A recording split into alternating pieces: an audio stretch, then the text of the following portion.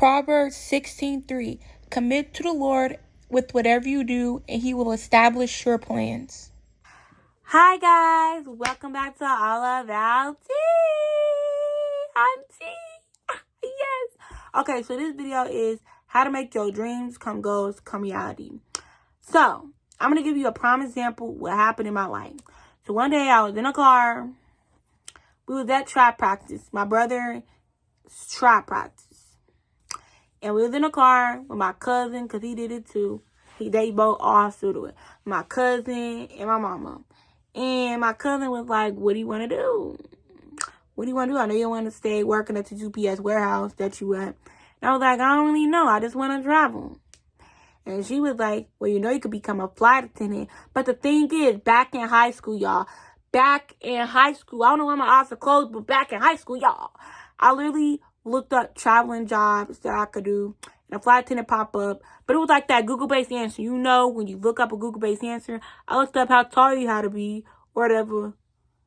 And it was like, you got to be like 5 something. And I was like, dang, I'm too short. So I just left it alone. When my cousin asked about it, or told me something about being a flight attendant, I was like, oh, dang, that's crazy. I literally was talking about my cousin, and she literally, look, bro, she literally completed completed all her wings today. That's so crazy on Apple Watch. I just spoke up my cousin. Lord, that's you.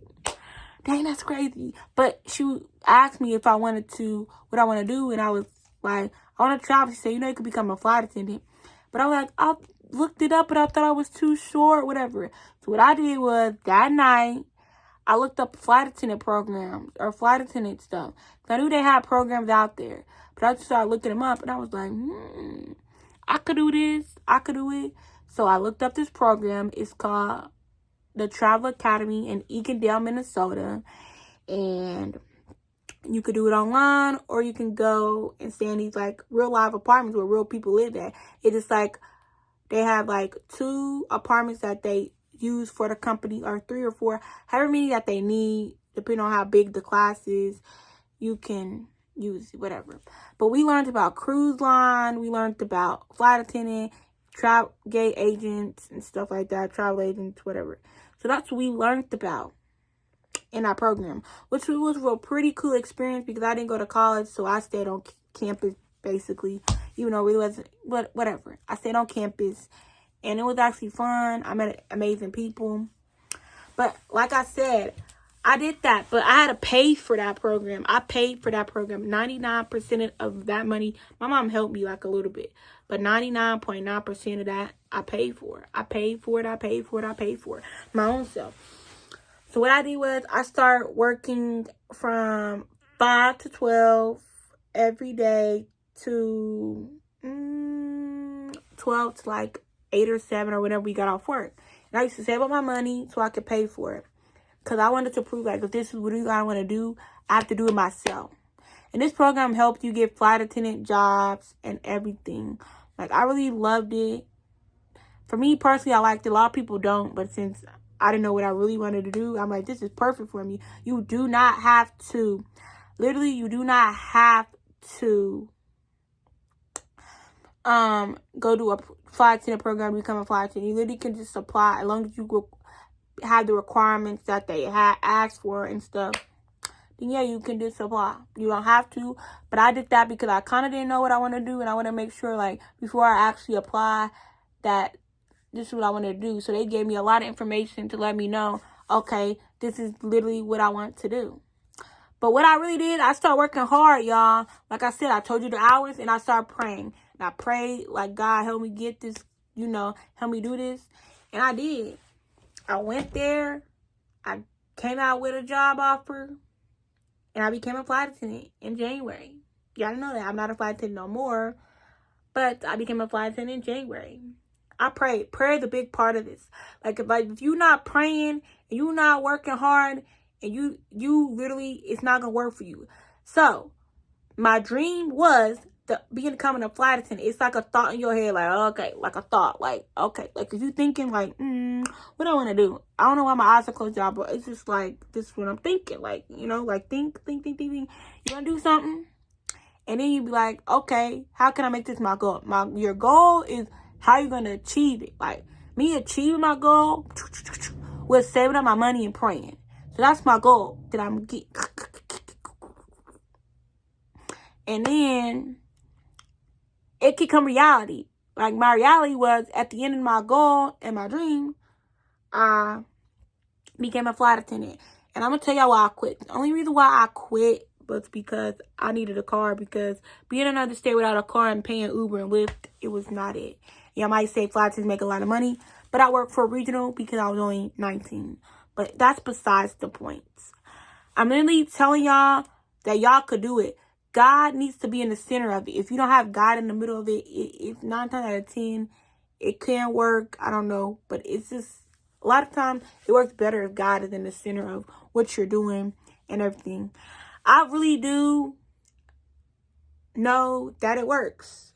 Prayer works. You need to put prayer and hard work. Prayer without work is dead. That's in the Bible. And I truly believe if you're not working hard and you're not praying to God and asking him to guide you in the right direction and follow what God has for you, not what you want in your life, but what God has for you, then it's truly not going to work.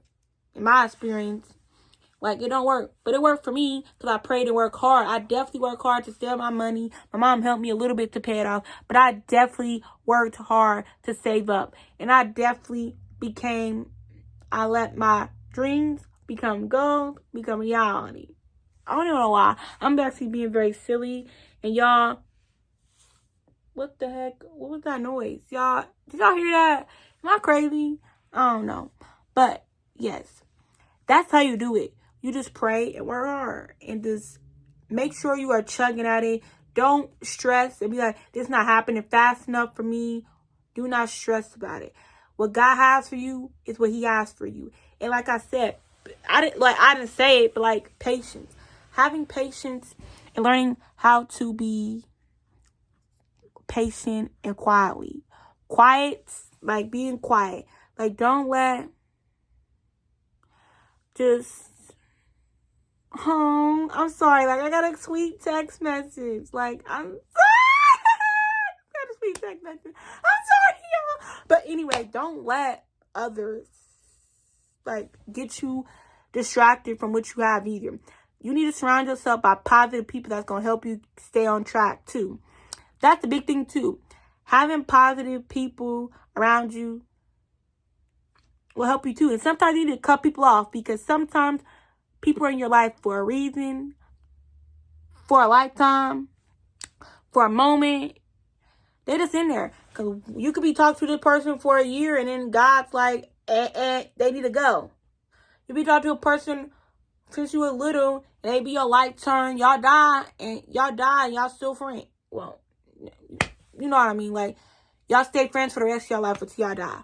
People come in and out your life because they're probably there for a reason. They just there to teach you a lesson or you're there to teach that person a lesson. So a lot of times cutting people off is probably the best thing you can do when you're trying to stay focused on your goals. Cutting certain people off that's not right for you. Because there's going to be a lot of hating when you try to reach your goal that you have for yourself. There's a lot of hating. Like, let's say you're trying to work out. And you working out. Your body's already good. What you trying to work out for? What are you doing? You, like, well, because you want to, and that's your goal, to lose weight or to gain weight or to do whatever. Let that be your goal. Don't let people distract you. Don't let negativity hold you back from what God has for you and what you have for yourself. But you need to do what God has for you, not what you want. And God had me be a flight attendant for a reason because he knew I loved to travel and he knew that. But yeah, you just need to do what God has for you and pray about it too. A lot of times, a lot of people just miss signs too. You need to know your signs as well. Know a lot. Know your signs. Like, to be honest, like, I knew it was a sign when I'm, like, just know your signs. Signs are out there. Like, God will show you who you need to still be talking to, who you don't need to still be talking to. Or what path you need to go on and what path you don't need to go down. Like, the simple fact of, if you, let's say you trying to work out, your friend is like, y'all don't want to, why are you trying to work out? Like, No, let's do this instead. Let's go here instead. You never worked out because she's trying to hold you back. A lot of times people hold you back because they're just jealous or they just hating people. I feel like hating people be your best motivators because it make you want to keep going and keep going. But a lot of times some people take hate hard and they be like, oh, they hating on me, blah, blah, blah. No, just let that motivate you to continue to do what you and what God has for you. Let's let that be. But yes, that's how you make your goals. Make your dreams become goals, become reality. Bye, guys.